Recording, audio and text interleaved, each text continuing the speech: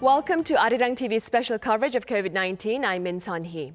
The number of new cases is definitely on a decline here in Korea, and the question now is to ease or not to ease social distancing efforts. We have both the medical and economic perspectives on that later on the program. But first, as always, the headlines with our Kwon Soa and Noaram. Welcome. Hi. Hello. So I will start with you. It's the last day of the work week, and I understand we're ending on a bright note as we have no case of mortality today. Exactly. The death toll hasn't changed in the span of a day, as reportedly no patient has lost his or her life between Thursday and Friday. So why don't we start with taking a look at our daily updates. Now we have 6 new confirmed cases as of 12 a.m. and again, no additional death. So the death toll remains at 240. And what's also significant is that the number of people still in quarantine has dropped to below 2,000. Meanwhile, more than 8,500 people have recovered. And as for the daily rise in cases since last Friday, on April 17th, we had 22 new cases. And since then, the figures dropped to the teens and even lower before dropping to today's 6 new infections. And moving over to the places of new occurrences, we have 2 new cases in Daegu, which was the earlier epicenter of the virus here in Korea, 1 in Gyeongsang-buk-do province, Busan and Gyeonggi-do province, respectively, and no single case in the capital, Seoul. Right, the government is preparing for a transition into what it's calling the everyday quarantine measures or daily life quarantine measures. Any updates there? Yes, so well, officials, experts, and even the ordinary people like us can actually participate in drawing up these new guidelines. And as consultations are underway on the rules we should abide by in the longer term, despite the decline in COVID-19 cases. Now, at the earlier government briefing, Vice Health Minister Kim Gang-nip gave a preview of new relaxed social distancing measures that are scheduled to take effect past May 5th. They will be divided by categories such as guidelines for travel, public transportation, restaurants, offices, places of worship, and entertainment facilities. Kim noted that preliminary measures are being released on the Ministry of Health and Welfare homepage as well as other ministry homepages, and he stressed that the government is also open to ideas from the nation's people and will announce the final version of the everyday quarantine measures at a later date. Vice Minister Kim, however, stressed how the situation is still serious abroad, and he also noted that some experts are saying that the COVID-19 pandemic can last even for 2 years. Right. Also around the world, I understand there are countries looking to make the wearing of masks compulsory. Yes, countries in Europe, including in Germany, are considering that move. All 16 federal states in Germany have supported a proposal made by German Chancellor Angela Merkel last week, with a confirmation expected this Friday. As early as Monday, people may have to wear masks when using public transportation and in most states also during shopping. In Austria, wearing masks in public has become compulsory at the beginning of this month. The Czech Republic and Slovakia have similar regulations as well. Switzerland decided not to follow the trend, and the UK is calling on people to cover their faces with scarves or other items. And meanwhile, on to other news abroad. Ramadan will look very different this year due to the pandemic. Starting on Thursday evening and lasting until May 23rd, Muslims around the world will have to refrain from festive gatherings in the evening, which is expected to make fasting in daylight much harder. Prayers will be held at home, as most mosques will remain closed or only open to a handful of people at a time. And now let's wrap up with the latest figures abroad. We see that the U.S. has more than 873,000 cases, and the death toll is also approaching 50,000. Meanwhile, Turkey is joining Italy, Germany, the UK, and France with more than 100,000 cases now. So it is definitely a long way to go in the battle against the pandemic abroad. All right, so thank you for that right now. I'll get back to you after the regular briefing. Adam, I understand we have our own news about masks here in Korea. That's right. Korea did have a problem of a shortage of supply of face masks, but that problem seems to be slowly going away. From next week, each person can now buy 3 masks each week, up from the current 2. And here was the Prime Minister, Chung Se-kyun, explaining the reason why. The mask supply has been stabilized thanks to the 5-day rotational system. We believe more people would need masks as there will be increased economic activity. Yes, and Chung also cautiously said the government is now beginning to have the capacity to help other nations struggling in the fight against the virus. He added the government plans to provide 1 million protective masks to countries that fought alongside South Korea during the Korean War. Now, that's because this year marks the 70th anniversary of the outbreak of the Korean War. And also, starting on Monday, those who violate self-isolation rules will be required to wear wristbands designed to trace their locations in case there are any spikes in violations and hence infections. Oh, I see. Well, the pandemic has dealt a huge blow to labour markets across the world, and G20 nations have pledged to address this issue. That's right. In a statement issued on Thursday, G20 labour and employment ministers have vowed to prop up jobs and businesses so they can maintain their labour force. The ministers said they will explore ways to especially help SMEs as they are the most vulnerable to labour force reductions and shorter working hours. The G20 ministers said, quote, measures will be developed in accordance with national circumstances and may include cash transfers, tax credits, grants, loans and wage subsidies. They also stressed that in addition to protecting jobs and income, they will work to ensure social protection systems are robust and adaptable to provide adequate support for all struggling workers. No exact details were revealed, though, but the G20 nations would face an uphill battle to address the dwindling labour market, as many countries are still struggling with record high unemployment numbers, and that includes here in South Korea, which recorded its first on-year job loss since the global financial crisis back in 2008 and 2009. Right. The United Nations is calling for debt relief for developing countries, Aram. Yeah, that's right. The UN Trade and Development Body said a substantive debt relief has to be provided to developing countries to reduce financial pressure on them amid the pandemic, as of course they are the most vulnerable in the midst of this crisis. The UNCTAD reiterated a call from last month, in fact, to grant $1 trillion in debt relief to the hardest hit developing countries. The agency proposed the creation of an independent and international body to oversee the relief package, so that hence excludes the World Bank and IMF. So they want another body overseeing that effort. The UN body said that immediate payment waivers coupled with a debt overhaul will help countries stay solvent in the face of as much as $3.4 trillion in obligations due this year and the next. The G20 last week agreed to provide temporary debt relief valued at about $20 billion to the world's poorest countries. Though many have welcomed such initiatives, some analysts warn that they provide only temporary fiscal breathing space, and as those countries do still need to repay their debts along with interest as well. All right, Aram, thank you for that. We'll see you on Monday with more updates. We are poised now to join the regular briefing by the head of the Centers for Disease Control and Prevention, Chung Eun-kyung, for the latest on the COVID-19 situation in Korea. Also, as our Kwon So-ah reported, we are ending the work week, that is this Friday, with a single digit of new infections at 6 and no COVID-19 mortality. However, there are concerns that the recent drop in the number of infections may lead to public practices that expose people to possible infections. Now, this is precisely why health authorities are calling for continued caution and highlighting the importance of daily life quarantine measures, details of which will be disclosed in the near future. Here now is the briefing, and we'll get back to you after it.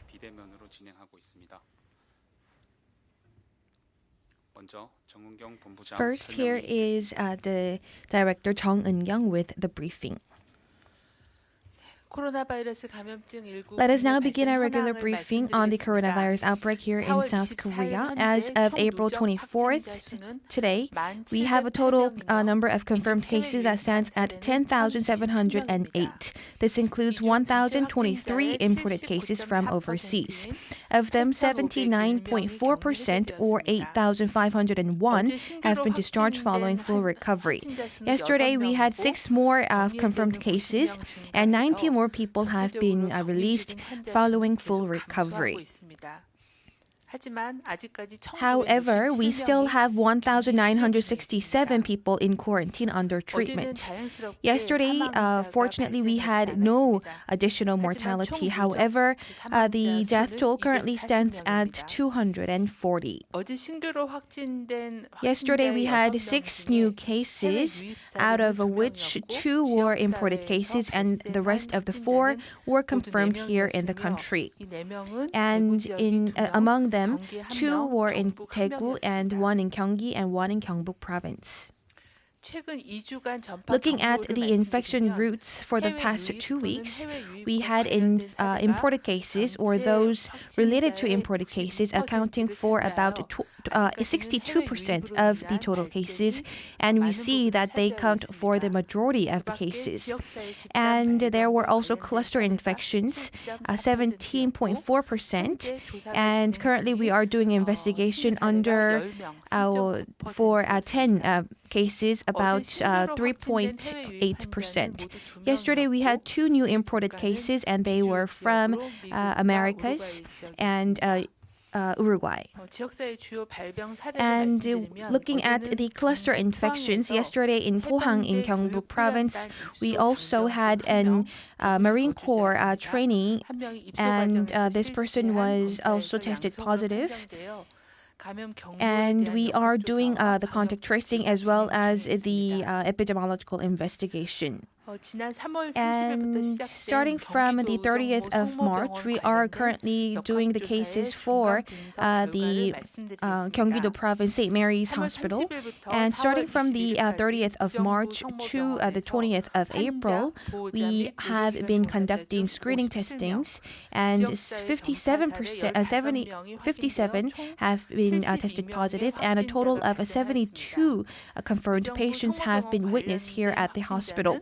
And people related to this, 26 were patients, and 3 were the nurses, and 2 were janitors, and 10 were caregivers, and 14 were the family members of the patients.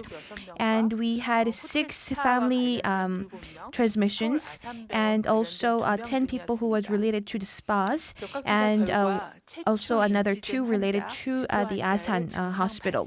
And when we look at the symptoms, we believe that there was a patient who had symptoms before the other person had these symptoms.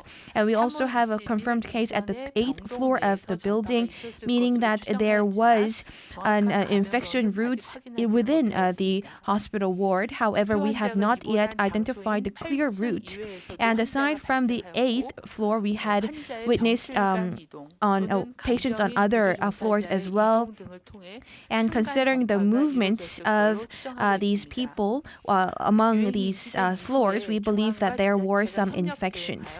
And after the outbreak, we have had a cooperation with the medical staff there, and we did the contact tracing for the professional caregivers and the family members of the patients. And we also intensified our quarantine measures, and we have identified 58 confirmed cases who were related to this hospital. And we also carried out screening testing on all of those who had contacts, and we also identified 22 asymptomatic patients. And we also did contact tracing of these 22 people, and we also witnessed that there were no secondary infection through these people. And we are seeing a decrease in the number of confirmed cases. However, the outbreak is still continuing, and especially during the weekend, we advise you to refrain from going to religious facilities as well as other gatherings. And we also highlight the importance of online services. And when you have to go to the religious facilities, wear face masks and have a physical distance of 2 meters. And please refrain from any other behaviors that will enhance the risk of droplet infection. As for those with chronic illnesses and those who are over the age of 65, as well as the pregnant women, we advise you to refrain from going to crowded places. And as for the nightlife venues, we advise you to refrain from opening. If you you have to be open, please check the body temperature of all users and please have regular ventilation and disinfection. And aside from these facilities, please refrain from going to enclosed spaces that are crowded. And if you have to visit these places, please have over 2 meters of distance and wear protective face masks and refrain from shaking hands and thoroughly wash your hands and refrain from touching your face with contaminated hands. Moreover, if you have suspicious symptoms, do not go outside or to work. Stay at home for 3 to 4 days and get testings as soon as possible. As we have seen an increase of the symptomatic patients in the families or workplaces, we advise all of the contacts to be screened as well. And we are seeing a control of the newly confirmed cases, and this was all possible due to the dedications put forth by the medical staff, as well as the practices of the public. And during the past few months, we have witnessed a great loss inflicted by the COVID-19 pandemic. More unfortunately, we have seen the loss of those with chronic illnesses, the senior citizens, as well as the medical workers. I believe this is very pitiful, and I extend my deepest condolences. And starting from February 20th, we had the very first mortality, and unfortunately, we had a total of 240 deaths. In February, we had cluster infection of Shincheonji, and after that, for the 2 months, we had a daily increase in the mortality. And very gratefully, yesterday we did not see additional death. And we hope these indexes to continue forward, but we believe that there are still many people who are in critical conditions, especially those over the age of 70 or 80, and the fatality rate for these people are actually over 24%. And if these senior citizens are infected, it means that 1 out of 4 people could lose his or her life. As you can see, the COVID-19 pandemic is still continuing here in Korea and the international community. Please be aware of this once again.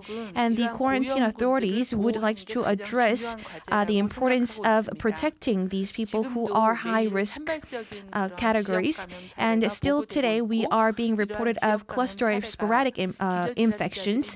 And we believe that these infections are very deadly and risky for the hospitals or the nursing hospitals or nursing care centers. And if these lead to these infections, we believe that we could have a damage on our vulnerable class, who are those in the senior age as well as those with chronic illnesses. We all need to take part in our efforts to protect our vulnerable class. So if you have symptoms, for those of you who are seniors or chronic illnesses, please do not visit these vulnerable people, and please get screened as soon as possible. And we need to have strict control for the hospitals and nursing hospitals as well as nursing care centers. So these efforts can help to prevent further spread of the virus among those in the high-risk group. Thank you very much. Right, that was the afternoon briefing by the Central Disaster and Safety Countermeasure Headquarters. I have our Kwon So-ah with a summary of the key announcements. Yes, the head of the KCDC, Chung Eun-kyung, stressed that for the first time in 39 days, we have no new case of a death from the virus. And she reported there were 2 cases from abroad out of the new 6 cases. And many of the remaining cases are related to cluster infections at hospitals. And I don't know if you realized, but the briefing seems to be much more detailed when it comes to the individual cases of patients, which does seem to demonstrate how we are having a decline in overall. But she still stressed that there are still chances of more infections, especially when it comes to the people who are more vulnerable to the pandemic, such as people in elderly people and also some that have existing health conditions. So that is why this weekend she asked for the people to refrain from gatherings, from crowded places, and also from religious services offline, recommending to attend online services. All right, Swa, thank you for that. We'll see you again next week with you. more. Baseball fans equate spring with their favorite sport, but officials here had postponed the start of their season to May 5th in light of the COVID-19 outbreak. Now, early regular matches will be played in the absence of fans, and rules have also been altered to prevent possible infections among the players. We have more in this next report. Spring is here, and Korea's pro baseball season has kicked off. Due to the COVID-19 outbreak, for the first time in history, the Korea Baseball Organization has decided to hold the baseball games without any spectators. Sports games all over the world have been suspended or have been indefinitely postponed due to COVID-19. The sports industries are preparing for changes that will come once the pandemic settles down. South Korea's strong social distancing measures have been alleviated. The KBO has decided to begin the 2020 baseball season in May, 2 months later than the original starting period. 무관중 경기를 실시하기로 했고 단계적으로 이제 허용하는 방안을 검토하기로 했습니다. Everyone's excited about Korea's baseball season, and one American sports channel has been in contact with KBO about obtaining broadcast rights. The practice matches for the KBO teams began this week. There are 10 pro baseball teams in Korea. The teams participate in 20 practice matches, and each team plays 4 games. There were no cheers as the stands were empty, with the players from KT and Hanwha entered for the first practice match. The players quietly concentrated on loosening up for the game. It was unclear whether foreign players could return to Korea when the pro baseball season was postponed in March. They returned to the country once the COVID-19 outbreak in Korea calmed down. They completed their 2-week self-quarantine and are now taking part in the practice matches. No, ellos saben que aquí las cosas se han hecho bien y están tratando de cuidarse ellos un poco más. Yo he estado tomando todas las medidas, ellos allá también, y espero que estén sanos igual que yo y poderlos tener conmigo pronto. Fans are excited about the practice matches, even though they are tuning into the games via smartphones and TVs. There's a change in the atmosphere at baseball stadiums due to COVID-19. The players waved instead of cheering with high fives. The umpires wore masks and gloves, and the players are forbidden from spitting on the field. The KBO has come up with a COVID-19 manual to have a safe and healthy baseball league. If there is a confirmed case amongst players or baseball officials, all games will be suspended for 3 weeks. 보통 저희가 이제 3주 정도를 예상을 하고 있는데 경기 중단이 되면 그렇게 되면 경기 수가 좀 줄 수가 있습니다. 그래서 경기 수를 점진적으로 줄여가는 방향으로. It is uncertain as to when the stands will be filled with spectators. But KBO plans to take things step by step and allow 20% of spectators at each game. We are in a new normal era due to COVID-19. We'll see if the KBO League will become a model example for other sports industries.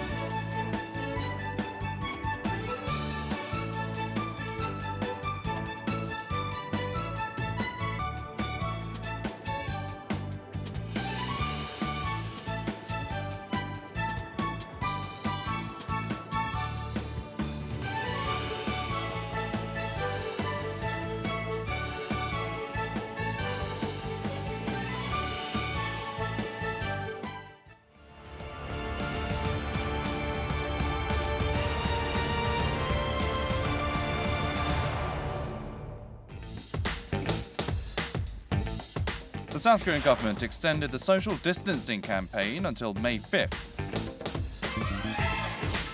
Some of the stronger restrictions will be eased to everyday distancing, meaning bringing back the daily routines, but with caution. 생활 속 거리두기는 일상생활을 영위하기 위해서 방역 측면에서는 이전보다는 높은 위험을 감수하는 것입니다. What are the citizens' opinions for alleviating social distancing? Over 60% of those who participated in a survey said they are against the alleviation of social distancing. It is because they are concerned with the reinfection of COVID-19. On the other hand, those who chose in favor of easing restrictions said it was because of economic recession. The COVID-19 outbreak is prolonged and we are stuck between the concern for reinfection and economic recession. Many have high hopes for the stabilization of the outbreak, so what should we pay attention to?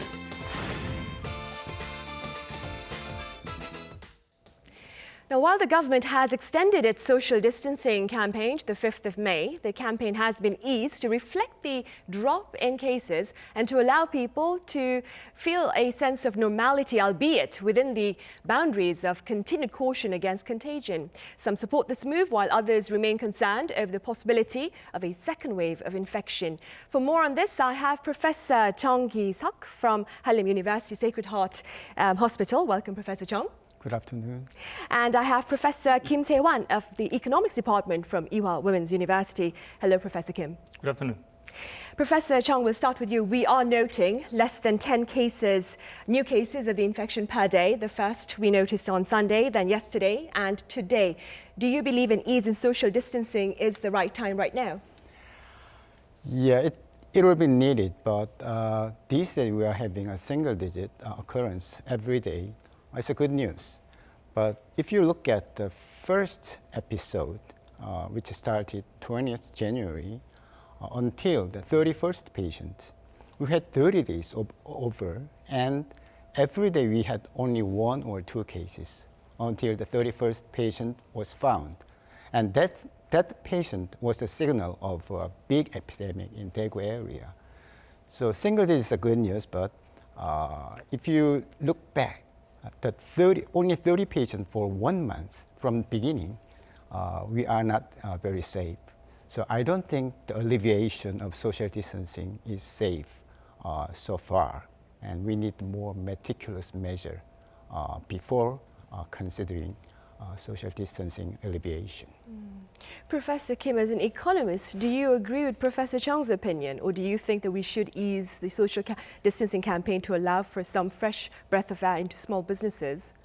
Well, of course, easing social distancing helps to boost the economy, but I don't want to say that we need to abolish social distancing right now, because the higher priority should be given to containing coronavirus outbreak. Right, well, before we continue, let's go over to Singapore, a country that had initially received much praise for its containment efforts, but is now battling its second wave of infections. As of April 24th, the number of confirmed cases there surpassed that of Korea to stand at 11,178. Now, I have Vernon Lee, Director of the Communicable Diseases Division at Singapore's Health Ministry. Hello, Mr. Lee. And I have Simon Hopkins, CEO of Mill Trust International in Singapore. Welcome, Mr. Hopkins. Hello, good afternoon. Mr. Lee, I'll start with you. As I just mentioned, Singapore is seeking to tackle an alarming second wave of infections. What is the situation there like right now? So very good afternoon. And so the situation right now in Singapore, essentially, if you look at the number of cases that we have in the community, especially among Singapore residents, the number of cases is actually relatively low. They are in the teens up to 20 at the moment. However, we do have a larger number of cases among the foreign workers, especially in the foreign worker dormitories, of which we are trying to contain by rolling out different testing protocols to identify infections, and also to manage those infections by providing them with the best available medical care. That has actually kept the number of deaths in Singapore to a very low number. We have now 12 deaths out of more than 10,000 cases. Mr. Hopkins, were economic factors taken into account when Singapore decided to open its schools in late March? I ask because small-sized farms here have been hard hit by the reality that schools in Korea have remained closed since winter. Well, Singapore has taken the decision to open schools and to change the schedule for the school timetable. So effectively, Singaporean children will be going back to a new term, and they have advanced the holiday period into what is now the lockdown phase. And I think this is a very sensible measure. Why, Mr. Hopkins? Well, it means that during this time when children are typically on their holidays, we're enduring the lockdown, which is a reduction in activity. And of course, when we anticipate the ending of the lockdown, children will be able to go directly back to school. I see. Mr. Lee, Singapore's quick and efficient response was widely hailed as a success story in the early stages of the world's outbreak. Singapore has experienced the spread and stabilization of COVID-19 as well as a secondary outbreak. What kind of advice do you have for Korea?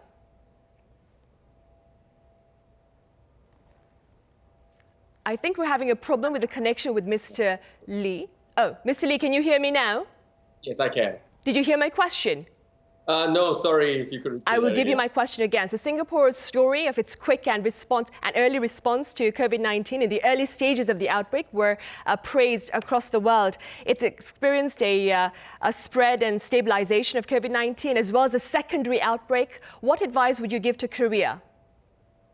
Actually, the strategy that we have been having all across the board is actually to test and to identify cases as early as possible. And for every case that we identify, we would then isolate the case and do a lot of contact tracing to identify more cases. That's part of active case finding, and also to quarantine contacts so that we can contain the spread and to prevent spread from occurring.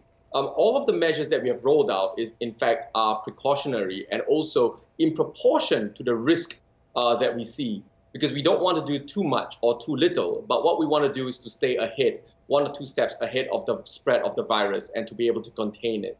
So I think the number of cases that we are seeing here in Singapore is very much due to our testing. And I understand that Korea had been doing a lot of testing around the coronavirus as well. And I think that's a good thing, because you test, you find cases, and you manage them, and then we can keep the severity and also the mortality rate low.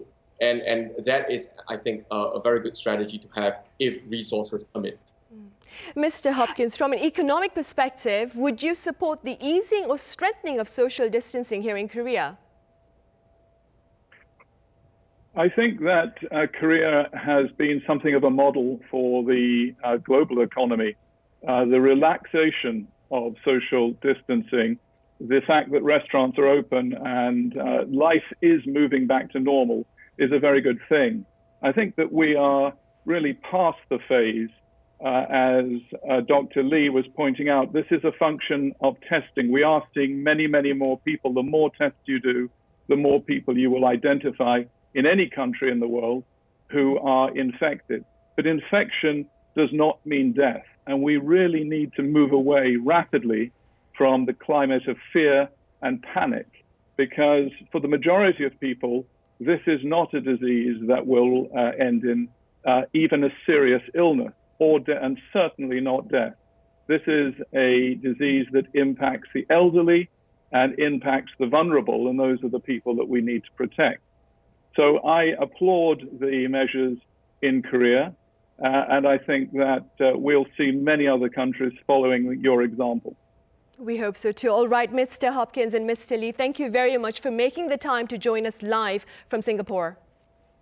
Thank you. Thank you. Professor Jong, given the situation in Singapore, do you suppose Korea will be able to keep the virus at bay through the eased daily life quarantine measures that the government has been talking about? Yeah. I heard that Singapore is doing the same thing as we have been doing. So find the case and isolate them and make a certain barrier among all contact people. But the thing I'm worrying about is if you ease the social distancing, then you have to meet inapparent infection here and there. Particularly in school, young children, young students are very healthy. They don't even have a symptom. And then they're exchanging the COVID virus in school, in classroom. And then they are well, but they spread when they come back home to the parents and elderly grandfather, grandmother, and neighborhoods. So that's an apparent infection and spreading very silently.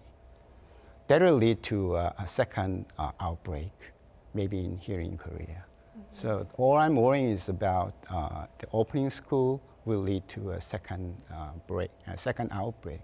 We saw in Singapore, they had to close the school, even though they say that it's a term, but it's not easy to reopen the school again. Professor Kim, the second outbreak that Professor Chung just mentioned is also expected to hurt the economy in the long term. Do you agree with this opinion? Of course.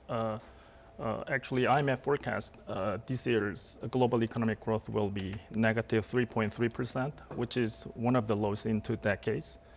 And this forecast of the economic growth is based on the assumption that coronavirus outbreak will be terminated by the end of the summer.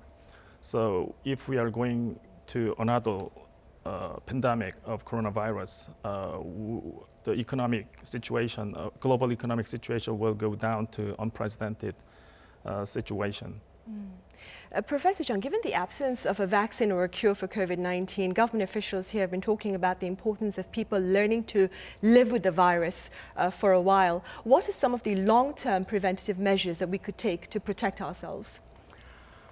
Yeah, the lifestyle will be changed and should be changed. So we are all aware of the quarantine policy released from CDCH, washing hands for at least 30 seconds. 30 seconds, yes. Yeah. And cough etiquette should be automatic.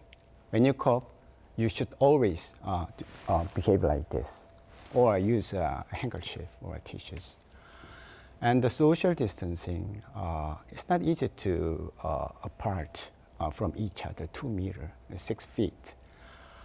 But try hard, as hard as you can.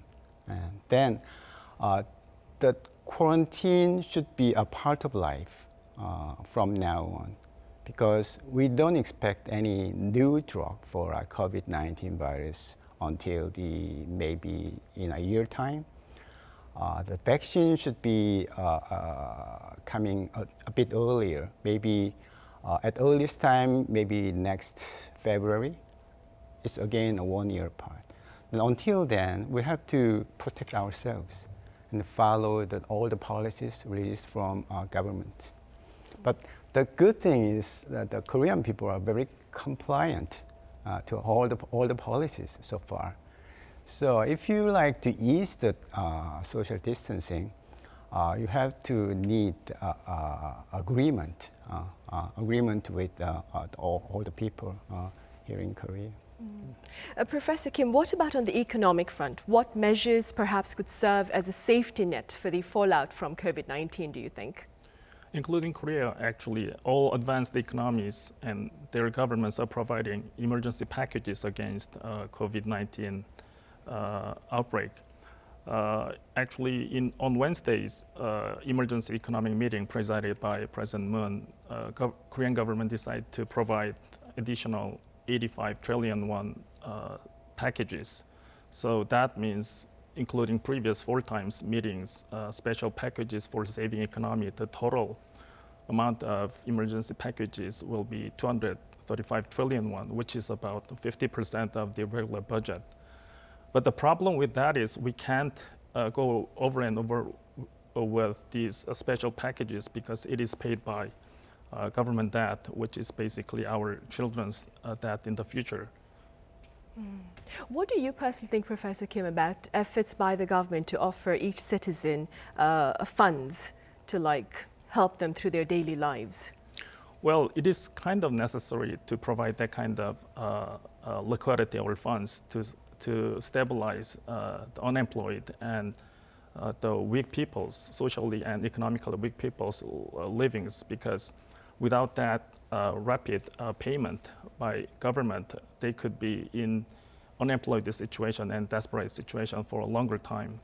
And it is very expensive to recover their situation without that payment. I see. Professor Chung, health authorities fear a second wave, of course, this coming winter, or this as early as autumn, that is, and then this coming winter. They're saying we'll have a second infection, most likely. What are the chances, in your opinion, of such a grim scenario? I totally agree with government's side, because from the beginning of this epidemic, I anticipated this will going to be a long game, because we don't have a vaccine, we don't have any treatment medicines, and maybe the more threatening thing is we might have a major mutation of this RNA virus, because the COVID-19 virus, the SARS coronavirus 2, if we develop a vaccine or a drug, then the virus can escape our target. If you have a major mutation among the genetic sequences, then we lose the target, and we have to make a new vaccine and new therapeutic medicines for a mutated RNA virus. So maybe it will continue, hopefully until the end of this year. And we are having a winter season in the southern hemisphere, and again, we are going to have a fall and winter, so the worlds are intermingled. We don't have any chance to avoid the continued epidemic. Professor Chung, what efforts are being made in the medical arena to address these concerns then? For medical personnel, we have to prepare. Even though there are lots of patients, if we have all well equipped and all prepared, then we can handle them. Because the ventilators, artificial ventilators, and ECMO, which is a very high-ranked equipment, we are all equipped, well equipped. But if we have more patients than we are prepared, then the disaster happens. So we have to calm down, lower down the patients occurring every day. So 10 patients a day, maybe 100 patients a day, it's not a problem. But if you have a 500 to 1,000 a day, we cannot afford it. Professor Kim, earlier on you mentioned the International Monetary Fund talking about a depression to rival that of the Great Depression of the 1930s. What measures perhaps would you suggest or propose for Korea to seek to overcome or perhaps deal with that picture of economic possible recession? After coronavirus outbreak, there are lots of economic problems, and government has different policies against different problems.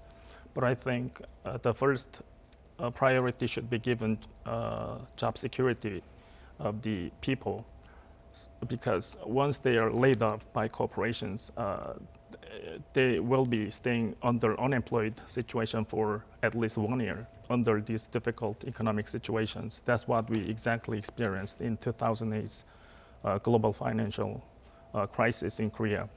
Therefore, government's resources should be focused on that job security problems. Do you believe the government here is doing its part in seeking to ensure the job opportunities or job places for its people? Well, according to Wednesday's government economic emergency meeting, they say that they will be generating 550,000 new jobs in public sector.